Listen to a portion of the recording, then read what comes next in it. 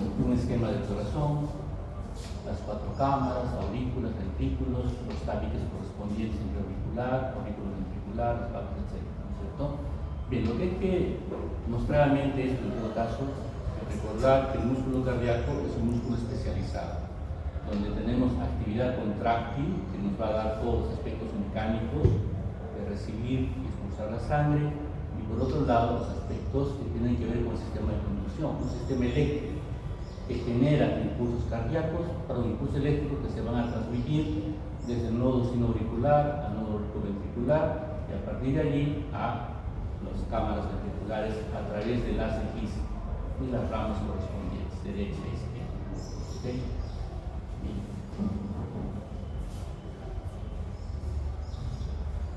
El tejido de conducción, el mismo tejido muscular, entonces, basa su funcionamiento en cambios que se van a dar a nivel de su membrana, cambios iónicos que se van a graficar en los potenciales de acción, ¿no? El potencial de acción no es más que la representación gráfica de los cambios iónicos que ocurren durante la actividad correspondiente. Y en el tejido cardíaco, recuerden ustedes, tenemos 4 fases típicas, ¿no? La fase 0, la fase 1, la fase 2 de meseta, la fase 3 de repolarización y la fase 4. En el tejido que genera impulso eléctrico, el tejido marcapaso y el tejido de conducción, esta fase 4 es inestable, ¿no es cierto? Bien. Otro aspecto que de la gráfica podemos resaltar es el potencial de membrana. El potencial de reposo de membrana en esta fibra cardíaca ventricular, menos 85 milivoltios. Una vez entonces que esto se estimula, va a originarse un cambio en el potencial de membrana que se hace de negativo a positivo, más 20, más 30 milivoltios. Y este cambio brusco de voltaje que ocurre es debido a la apertura de canales de sodio.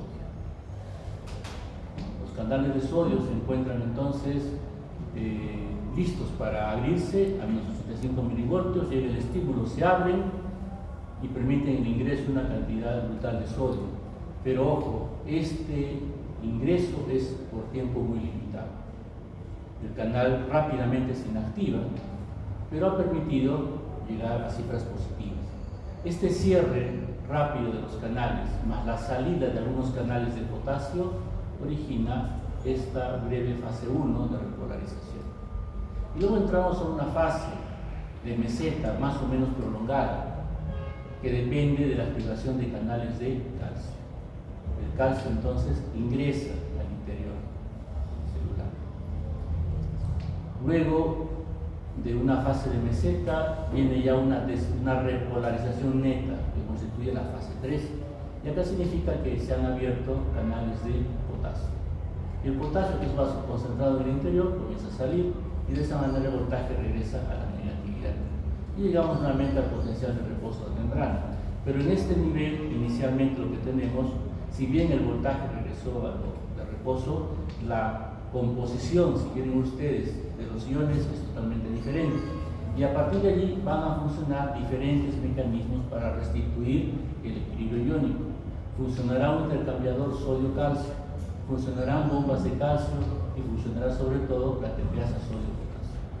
De tal manera que ya en fase 4 se restituye la normal composición iónica.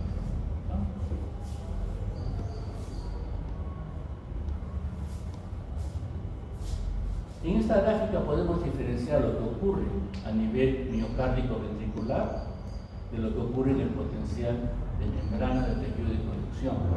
Y lo primero que les va a llamar la atención es esto. Esto ocurre entre los menos 60 milivoltios, mientras esto ocurre menos 85 milivoltios. Los potenciales de membrana son diferentes, los voltajes son diferentes. ¿Y eso qué significa? Que en el tejido de conducción no sean los canales de sodio los encargados de la despolarización, sino sean canales de calcio. Estos potenciales entonces dependen de calcio y estos dependen de sodio.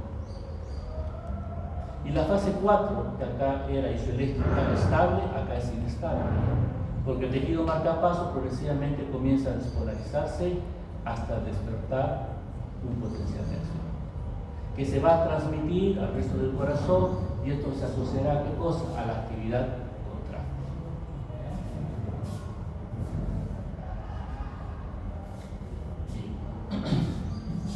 La actividad cardíaca está en función del sistema nervioso autónomo, tanto simpático como parasimpático, ¿no? Adrenérgico o muscarínico.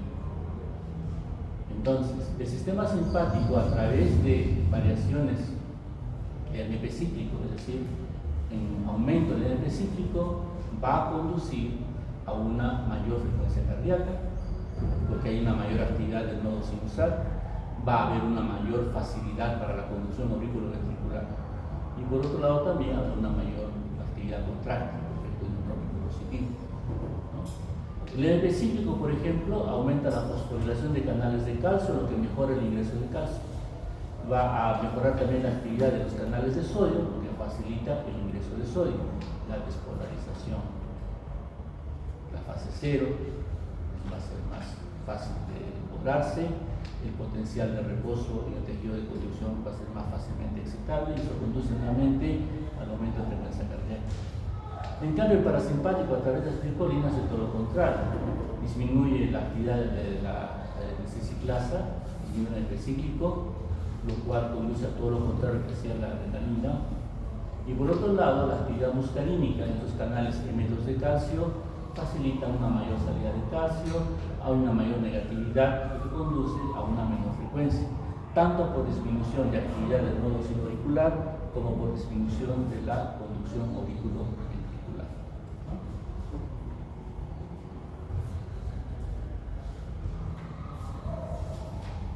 Resumiendo entonces las propiedades del giro cardíaco especializado, que es el propio de conducción, tenemos automatismo, es decir, la capacidad de generar sus propios impulsos eléctricos.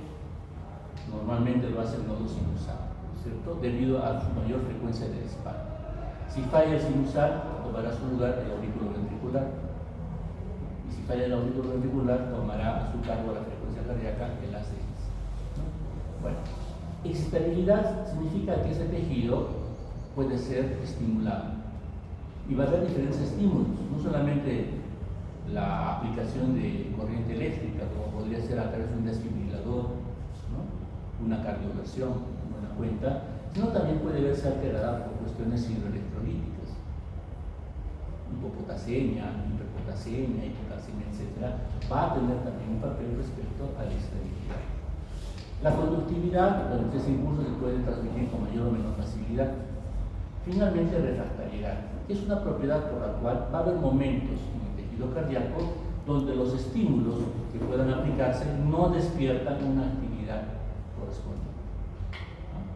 Es una propiedad muy importante, porque significa que el músculo cardíaco va a tener momentos de descanso, que sobre todo les permitirán ¿qué cosa? Restablecer su equilibrio iónico. Bueno, la respuesta eléctrica, que hemos visto ya en el potencial de acción correspondiente, va a determinar una actividad contráctil, la respuesta mecánica. El impulso eléctrico corre a través del corazón, el corazón se contrae y relaja. O sea, tiene que haber un acoplamiento entre lo eléctrico y lo mecánico. Bueno, acá también nos ayuda a ver lo siguiente, reconocer el potencial refractario, perdón, el periodo refractario. En el potencial de acción corresponde casi a las 3/4 partes de duración del mismo. Hay un periodo refractario absoluto en el sentido de que no hay un estímulo que pueda en este espacio de tiempo desencadenar una actividad eléctrica. ¿Y eso por qué? Porque en ese periodo de tiempo, donde el voltaje está entre menos 60 y más 20, más 10 milivoltios, determina que los canales de sodio estén inactivos. Si están inactivos no pueden mover nada, y al no mover no hay actividad eléctrica. Pero conforme el potencial de membrana o el voltaje comienza a ser cada vez más negativo, habrá ya canales de sodio que comienzan a tener esa posibilidad. Entonces, ese periodo de tiempo se llama periodo refractario relativo, donde un estímulo suficientemente enérgico puede determinar una respuesta eléctrica, un potencial de acción. ¿Por qué? Porque en ese momento puede haber ya algunos canales de sodio que pueden responder. Para fines electrocardiográficos se utiliza el periodo refractario efectivo, es la suma del absoluto y el relativo. ¿Okay? Bueno, vean ustedes que el potencial de acción ya prácticamente se completa, ya se ha repolarizado cuando la parte mecánica está en lo máximo. ¿Okay? Entonces, primero llega el estímulo eléctrico y eso genera la contracción. Y finalmente, tanto el reposo eléctrico como el reposo mecánico más o menos coinciden en la fase 4. Básicamente lo mismo, solo que acá en el potencial de acción lo que notamos es el potencial umbral. O sea, tiene que haber un estímulo que alcance a despolarizar el número suficiente de canales de sodio, pero activar el número suficiente de canales de sodio para que origine la fase 0. Y a su vez, conforme este potencial o este voltaje de membrana comienza a disminuir, a partir de ese potencial umbral recién encontraremos canales de sodio que pudieran responder a un nuevo estímulo, lo que es el periodo refractario relativo. Y este periodo sub n significa que es un periodo muy particular donde la fibra cardíaca es muy sensible para poder despertar actividad. Digamos que la composición iónica favorece un potencial de acción. Aquí entonces lo que tenemos que ver o recordar es cómo la parte eléctrica se va a asociar con la parte mecánica. ¿No? La parte eléctrica significa apertura de canales, movimiento de iones, y la parte mecánica significa lograr una interacción adecuada entre actina y miosina que genere la contracción, en este caso del músculo cardíaco. Entonces, cuando se estimula adecuadamente, la célula cardíaca va a ingresar sodio. El ingreso de sodio despolariza, fase 0, ¿no es cierto? Este ingreso de sodio que despolariza la célula cardíaca apertura finalmente canales de calcio. Este calcio que ingresa va a llegar a las inmediaciones del retículo sarcoplásmico y aquí, donde lo que se conoce como canal de rianodina, se va a aperturar un canal de calcio. Y ese calcio que se libera del almacenamiento que tiene en el retículo sarcoplásmico es el que va a permitir la interacción actina-miosina. Es pues la liberación de calcio favorecida por calcio. En el cambio de voltaje ingresa un poquito de calcio, pero eso origina una gran liberación de calcio del retículo sarcoplásmico. Y es eso lo que ocasiona la contracción cardíaca, no el calcio que ingresa por acá. Bueno, una vez que ocurre la contracción y entramos en fase de relajación, el calcio va a regresar al retículo sarcoplásmico a través de un transportador, ¿no? El fosfolambán y otras proteínas que están allí participando. A su vez, el exceso de calcio, que había, se va a intercambiar por sodio. Hay un intercambiador, sodio-calcio, bien. Como ingresó sodio por la despolarización y no ingresó calcio, este calcio se va a intercambiar por sodio. El sodio luego se va a intercambiar por potasio, por ATP sodio-potasio, y regresamos al potencial de reposo, donde hay más sodio y calcio en el exterior y hay más potasio en el interior. Todo esto es factible de ser manipulado farmacológicamente.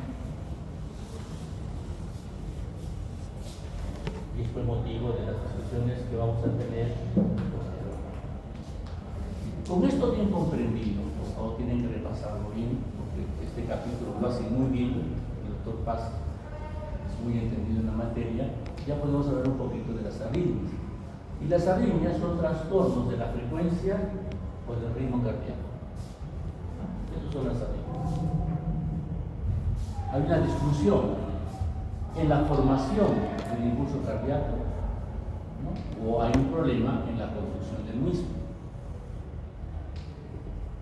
Podemos hablar, por ejemplo, de automaticidad normal, en el sentido de que el nodo sinoauricular o nodo ventricular funcionen en forma inadecuada, o que puedan, por alguna razón, generarse sitios que van a generar actividad eléctrica. Y la otra posibilidad es de que la conducción sea anormal, o se facilite o se inhiba. Las arritmias pueden ser por exceso o por defecto. Si es por exceso tenemos las taquiarritmias, si es por defecto tenemos las bradiarritmias, taqui rápido, bradilento, ¿no?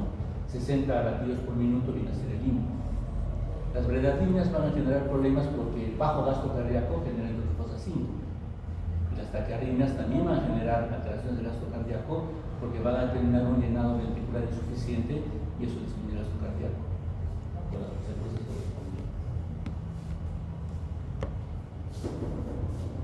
Nosotros podríamos resumir en estas 5 categorías por qué es que se dan las arritmias.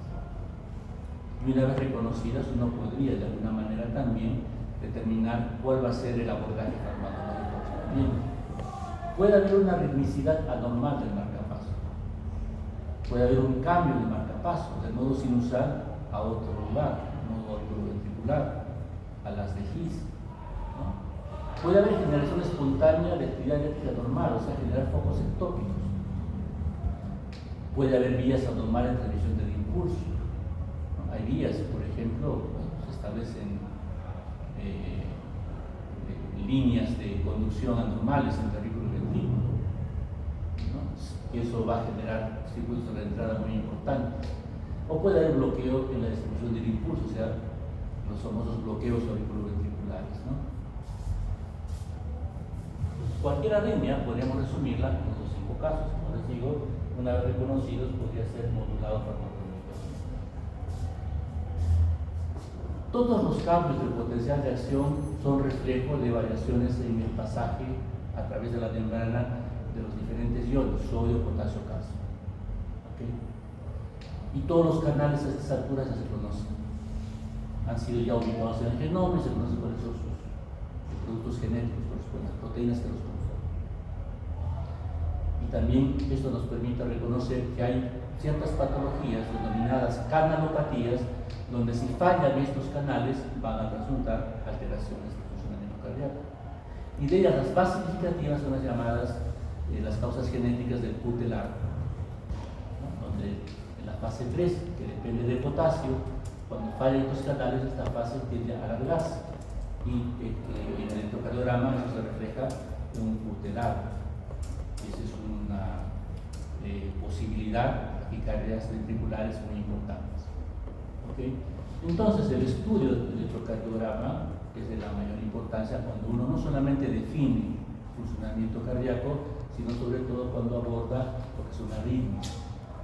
Y este electrocardiograma está muy ligado a la actividad tanto mecánica como la actividad eléctrica en las diferentes fibras del corazón y el tejido de conducción.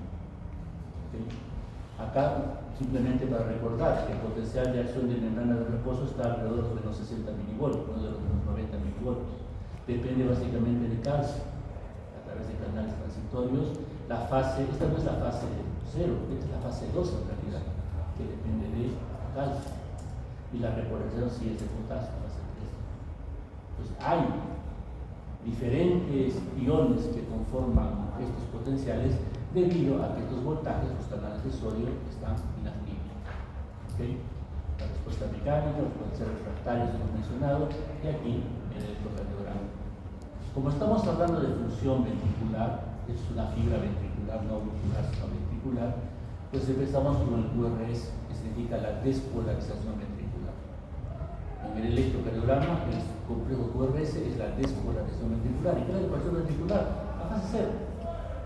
¿Qué es la fase 0? ¿Por qué? Por ingreso sólido, ¿cierto? Muy bien, a partir de allí viene la fase ya 2, 3, que conforma el segmento ST e inclusive el QT. ¿No? Hablar de ST o del QT depende en el programa cuál es la onda que nosotros nos puede ayudar mejor. Pero bueno, eso significa toda esta parte, la repolarización. Y la onda T ya es propiamente la repolarización cardíaca. Onda T, repolarización cardíaca, y el segmento QT o ST es el tiempo de repolarización. Todos estos fenómenos que están en esta parte del movimiento iónico. La onda P, que no se ve acá, corresponde a actividad auricular. Eso es previo al ventricular, o sea, estaría por acá su potencial de acción. ¿Okay? Eso completa pues el electrocardiograma. La onda P, actividad auricular, el PR, la conducción auriculoventricular, QRS, despolarización ventricular, QT, repolarización, y onda T, la repolarización final del tejido cardíaco. Entonces, hay que recordar varios aspectos fisiológicos y electrofisiológicos y echar mano a lo que significa el electrocardiograma.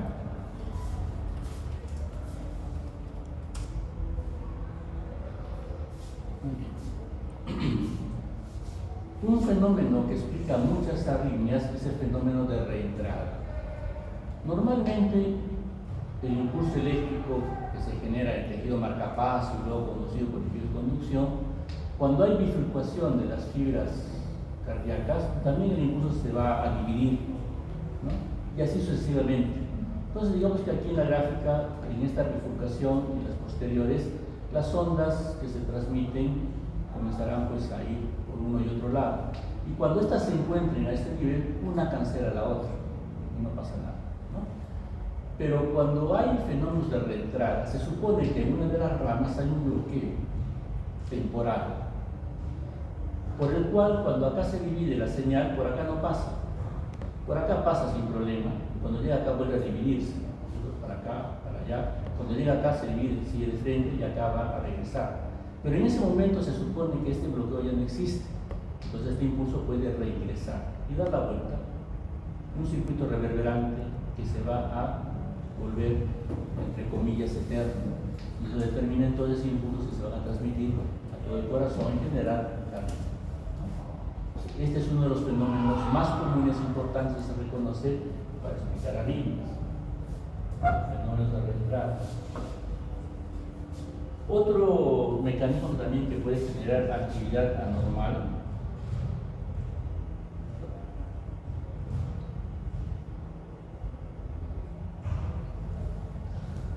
se refiere a lo que ocurre con potenciales de acción que pueden o no completarse. Por ejemplo, acá tenemos un potencial de acción y cuando estamos en plena fase de repolarización, evidentemente estamos en lo que es el periodo refractario relativo, puede haber un estímulo que despierte un potencial de acción. Eso se llama actividad desencadenada temprana. ¿Por qué temprana? Porque ocurre antes de completar un potencial de acción. Eso para diferenciarlo de los potenciales o de las despolarizaciones tardías que se dan en la fase 4 cuando ya se completó el potencial de acción. Pero como todavía acá hay un desequilibrio en la composición iónica, eso puede desencadenar o facilitar que se despierte una actividad normal. Y esto sobre todo ocurre cuando hay sobrecarga de calcio. Entonces, simplemente para adelantar, cuando ustedes revisen sobre dioxina, una de las cosas que sucede en la sobredosis de dioxina o la intoxicación digitálica son actividades desencadenadas tardías que generan taquicardias polimorfas ventriculares debido a exceso de calcio.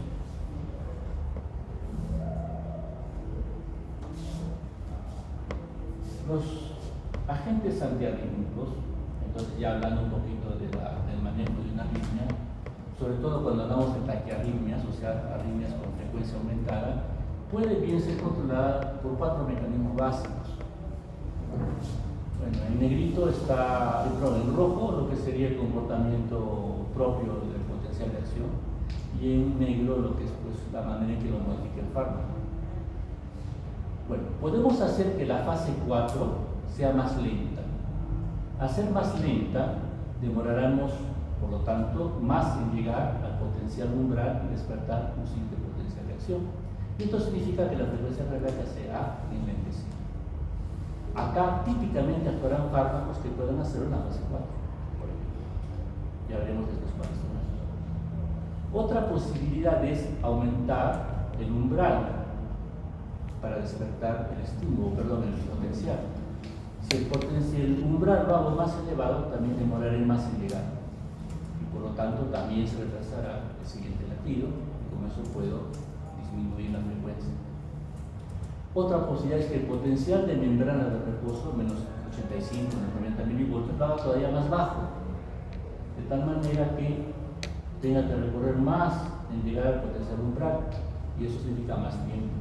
El siguiente potencial de acción será entonces también más retardado, también disminuirá la frecuencia, ¿cierto?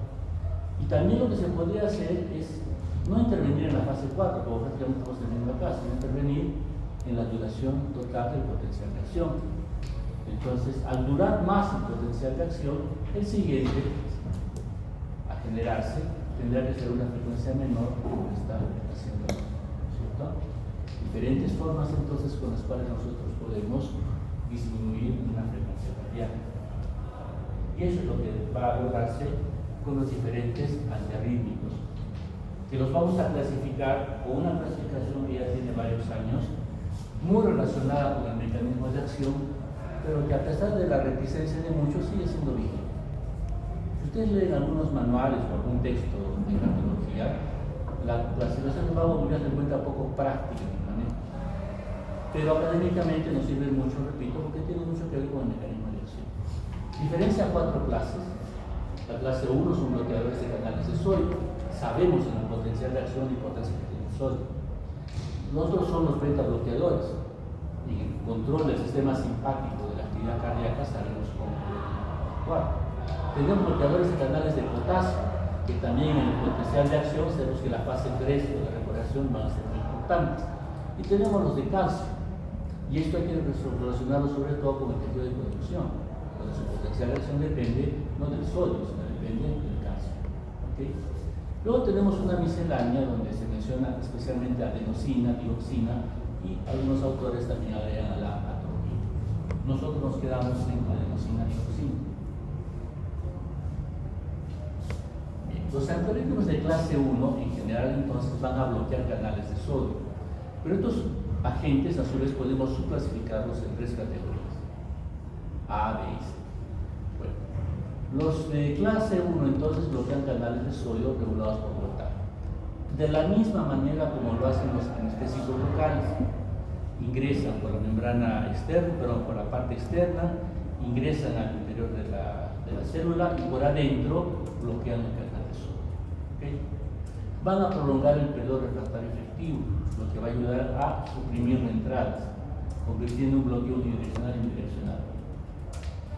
Además, tienen capacidad de bloquear otros canales iones, y ese bloqueo adicional puede determinar varios efectos, inclusive la posibilidad de generar arritmias. ¿Sí? Todo agente antiarrítmico a su vez es proarrítmico. Les decía que pueden dividirse en 3 subclases, A, B y C. De la clase 1A, el elemento representativo es la quinidina. La quinidina es el isómero de la quinina. Recuerden la quinina como agente antimalario. La quinidina es el isómero D de la quinina.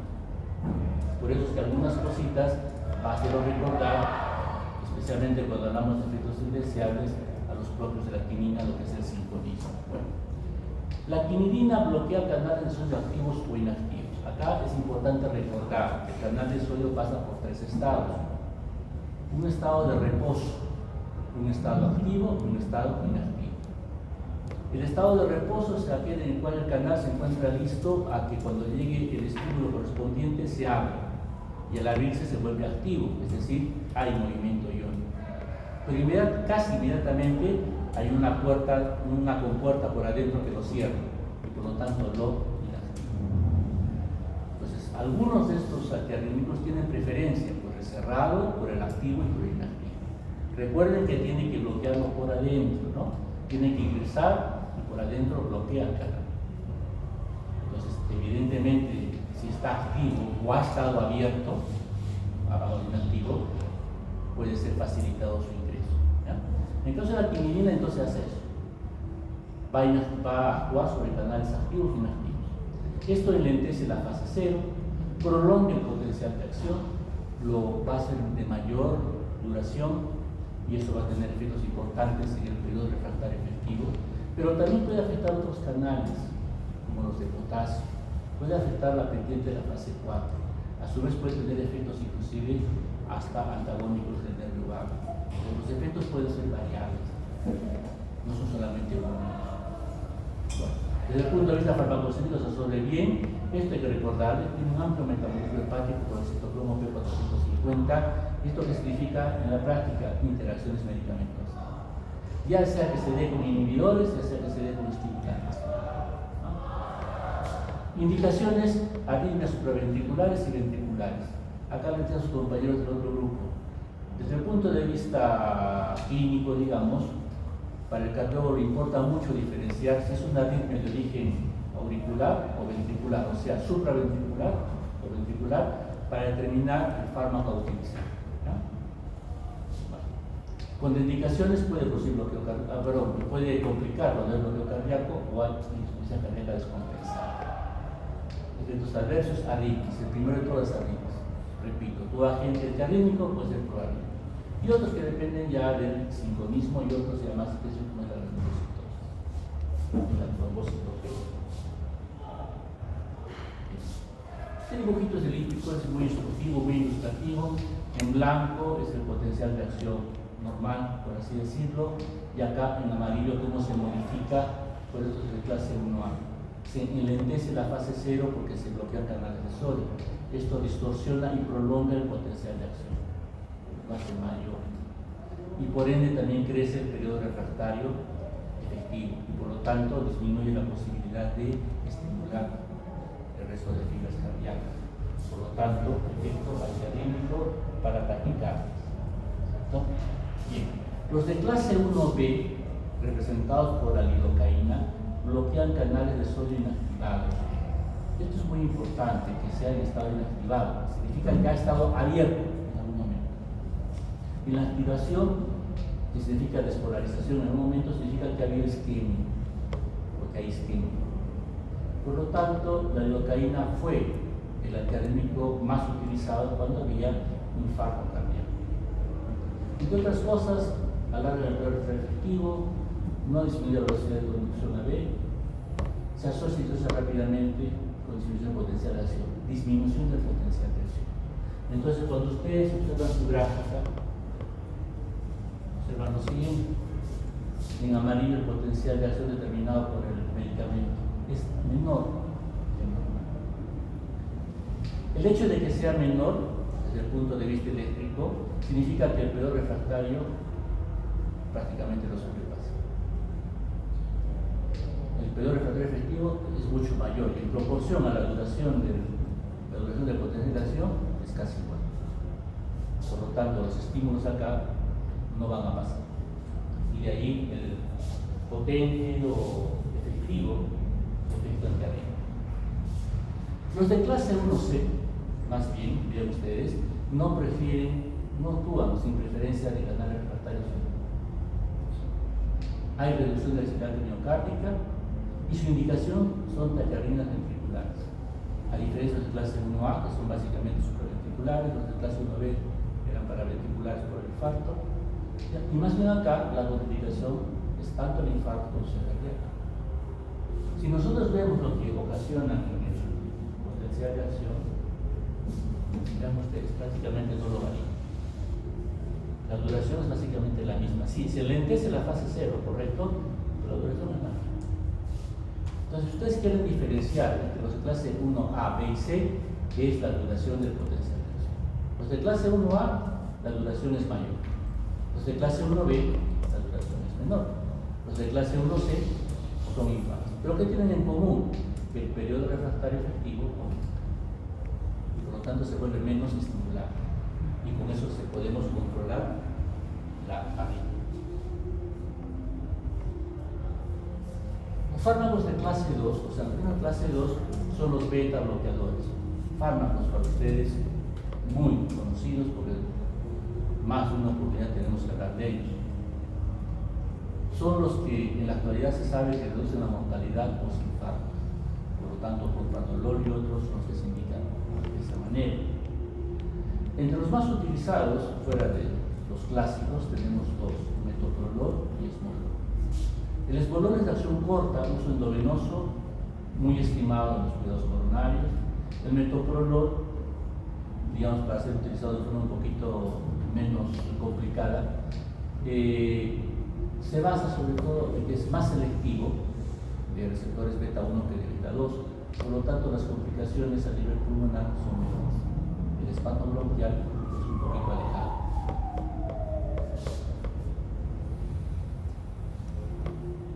Simplemente para recordar lo que hacen los fármacos adrenérgicos beta, ¿no es cierto?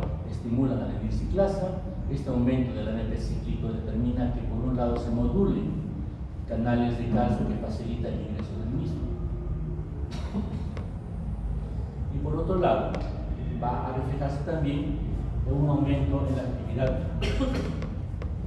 generadora de impulso o de nodos impulsores, además de un papel inotrópico, ¿no? Acá dice, la elevación de calcio facilita un efecto dromotrópico positivo, un efecto de conducción sobre todo, una taquicardia a mayor frecuencia tanto por mayor conducción como por mayor efecto en nodo sinusal, y el efecto inotrópico positivo, contracción cardíaca. Bueno, obviamente los beta bloqueadores hacen lo contrario.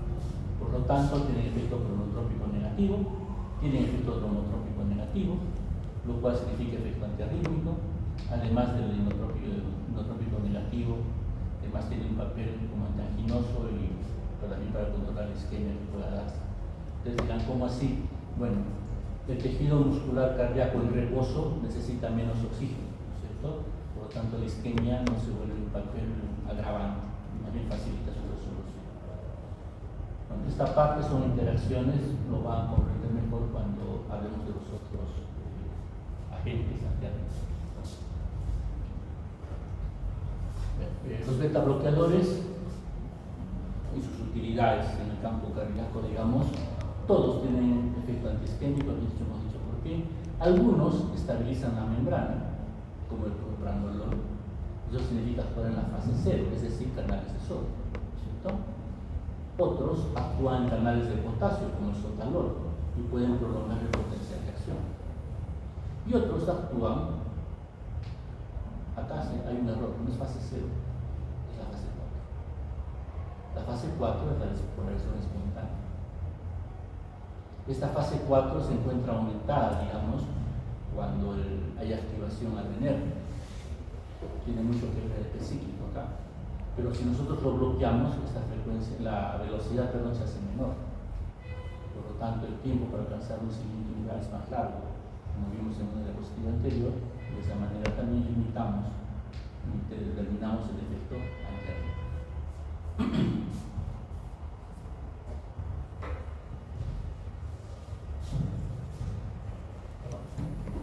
Los antiarrítmicos de clase 3 van a bloquear canales de potasio, la repolarización y el potencial de acción. Por lo tanto, prolongan su tiempo de realización. El más importante es la miodarona. La miodarona también tiene otras acciones, no solamente bloquea canales de potasio, también sodio y calcio. Todo esto conduce al crecimiento de fáciles. Un aspecto importante de miodarona tiene que ver con su química, se parece a hormona tiroidea, también contiene yodo. Va a haber cruces entonces con función tiroidea. ¿Okay? Su farmacocinética, acá lo más resaltante no es tanto que sea una función incompleta, sino que se va a depositar en el tejido adiposo, que a partir de allí va a actuar como un referente para tiempos prolongados de acción. Efectos plenos se logran en 6 semanas, que es el tiempo que se demora en reclutar el tejido adiposo. Pero también, ¿qué significa? Si yo suspendo el medicamento, los efectos no se van a cortar inmediatamente, van a demorar también semanas en remitirse. Entonces, ¿qué significa esto en la práctica? Si yo tengo algún problema por sobredosificación de amiodarona, no lo voy a resolver simplemente con la suspensión del medicamento. Porque si lo he dado por largo tiempo, va a demorarse también mucho en desaparecer. Y tengo que hacer otro abordaje para poder controlar esas manifestaciones. Indicaciones arritmias supraventriculares y también ventriculares, arriba y abajo, como se dice el término. Los de clase 1 más arriba, los de clase 2, bueno, actúan por otro lado, evidentemente, pero en todo caso actúan también a nivel de tabique porque disminuyen la conducción. Los de clase 3, arriba y abajo. Otros efectos adversos dependerán de, con indicaciones bloqueo ventricular, distribución tiroidea, hay que vigilar la distribución tiroidea del paciente. Y otros efectos adversos, arritmias, trastornos pulmonares, ¿no? Entre lo más significativo, producen fibrosis pulmonar. La miodarona produce fibrosis pulmonar. ¿Será reversible? La documentación no es muy clara en ese sentido. Pero bueno. Lo que hacen entonces en la fase de potencial de acción en blanco, digamos, es normal. prolongan la fase 3 y por lo tanto se prolonga el potencial de acción. Ojo, esa prolongación del potencial de acción que se va a traducir básicamente en que en un pute largo determina que eventualmente puede haber actividad desencadenada temprana. Entonces, ojo, mucho cuidado porque es uno de los efectos indeseables de la amiodarona. Los alternativos de clase 4 son bloqueadores de canales de calcio. Ya hemos hablado del calcio en el sentido de que participa en el potencial de acción del tejido de conducción. Participa en la fase 2 del potencial de acción del tejido contráctil, determinando la meseta. ¿Cuál es la función de la meseta en un potencial de acción cardíaca? Sincronizar a las diferentes fibras para que puedan en forma uniforme producir contracción. Esa es la función de la fase 2. En esta fibra la fase 2 puede durar 3, en esta fibra vale 3.5, pero como demora 0.5 en llegar ahí la señal eléctrica, eso sincroniza. Esa sincronización permite un latido fuerte y efectivo. Esa es la función de la fase 2, ¿está? En el tejido contráctil, porque el tejido de conducción tiene que ver con conducir o generar impulso eléctrico. Bien, acortan la fase 2, alternan el potencial de acción, donde presionan canal de calcio evidentemente, dependiendo del envejecimiento de conducción. O sea, hablamos de tejido de conducción básicamente. Van a tener utilidad en las líneas supraventriculares. ¿Por qué? Porque dependen del nodo sinusal o del nodo auriculoventricular y del tejido de conducción auriculoventricular. Una vez que pasamos el tabique, solo tenemos tejido cardíaco de casajizos, ahí no participa para acá. Los que se utilizan son verapamilo y litiazida. Son fármacos que bloquean canales de calcio, pero no solamente en el corazón, también en vasos sanguíneos. Y al bloquear en canales de calcio en vasos sanguíneos producen relajación vascular, lo que a su vez tiene una utilidad antihipertensiva. Pero estos dos, como afectan al corazón, pueden producir efectos indeseables a nivel cardíaco. Pueden ser buenos hipotensores, pero afectar el corazón. Entonces, salvo aquellos casos donde ambas cosas nos sirvan, entonces verapamilo y litiazem prácticamente lo reducimos a agentes antiarrítmicos.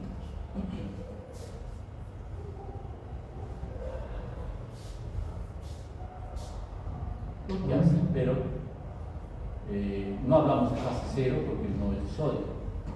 Y el tejido de conducción es fase 2, es fase 2.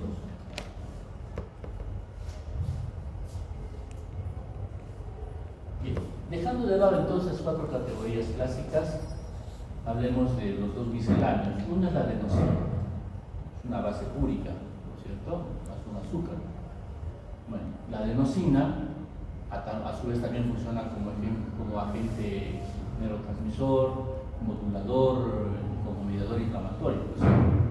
Bueno, la adenosina en altas dosis disminuye la velocidad de conducción, aumenta el periodo refractario y disminuye la automaticidad auriculoventricular. Por lo tanto, va a ser de mucha utilidad en arritmias importantes a nivel supraventricular, a nivel auricular en otras palabras, y es el fármaco de elección en la taquicardia paroxística supraventricular. Esta es una condición bastante frecuente observar en emergencia. Hay toda una clasificación al respecto y en todo caso, dado la alta frecuencia, hay que saber manejarlo. Hay diferentes formas para hacerlo. Digamos, lo que dicta la literatura de primera elección es la adenosina. La adenosina entonces se utiliza por vía endovenosa, tiene un tiempo de acción bastante breve. ¿Ya? Es un poco tóxico, pero debido a la vasodilatación que ejerce, puede producir un rubor, ¿no?, de cara a tórax, puede producir dolor pectoral inclusive.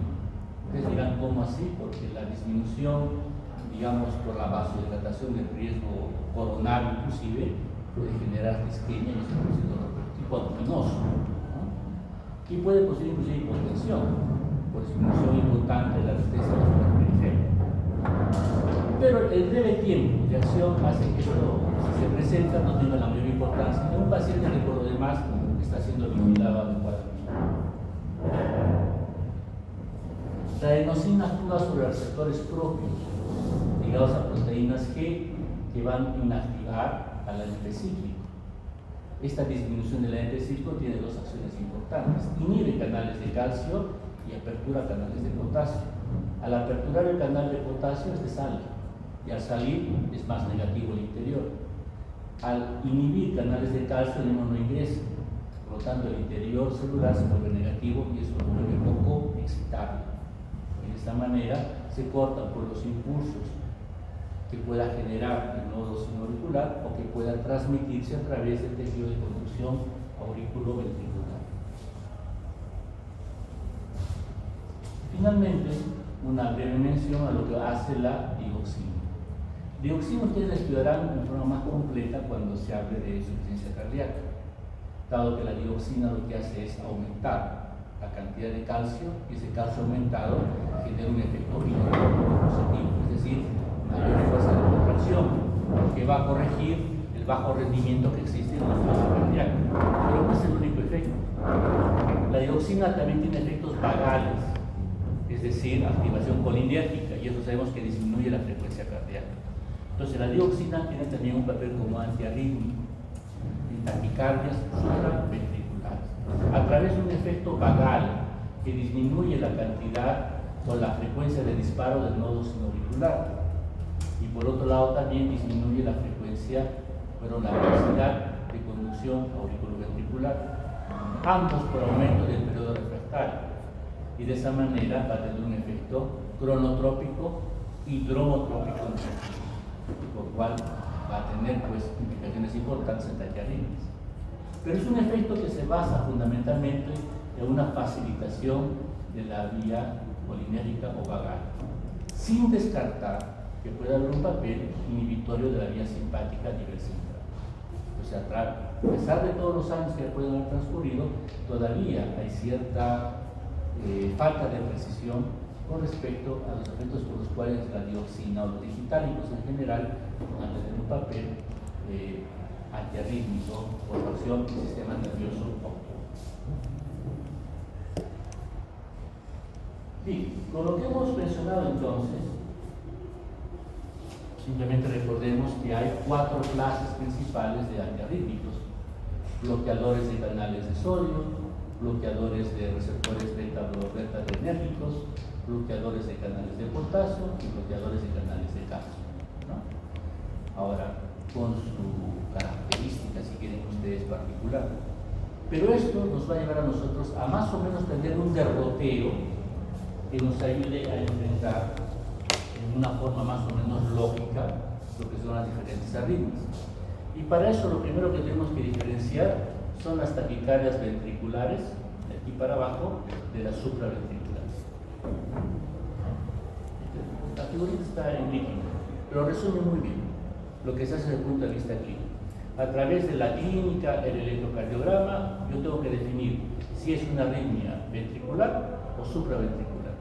Las supraventriculares tienen sus divisiones, no vamos a entrar en detalle, pero suficientemente con eso para ver cuáles van a ser los de primera elección. En las arritmias, por ejemplo, supraventriculares, ¿quiénes son los de elección? Los de clase 2, los beta bloqueadores. En segunda instancia, los de clase 4, verapamilo y diltiazem. Como en tercer lugar, la miodarona. Otras opciones, dependiendo si es una taquicardia paroxística supraventricular, pudiera ser la adenosina. Si es un flútero o una fibrilación auricular, la misma dioxina podría ser utilizada como segunda instancia. De las ventriculares, el fármaco de elección es la amiodarona. Entonces vean ustedes, teniendo una idea del tipo de arritmia y su mecanismo, nos dirige a lo que vamos a utilizar. Entonces repito, si son supraventriculares, beta bloqueadores, calcio antagonistas, y por ahí, como tercera acción, hablamos de clase 1. Antes, acá en nuestro medio mucho se manejaba la quinidina. Y si son ventriculares, la amiodarona. La lidocaína solamente si es infarto al corazón, pero uno así ya sabemos que con los estudios y metaanálisis más efectividad van a tener los beta bloqueadores.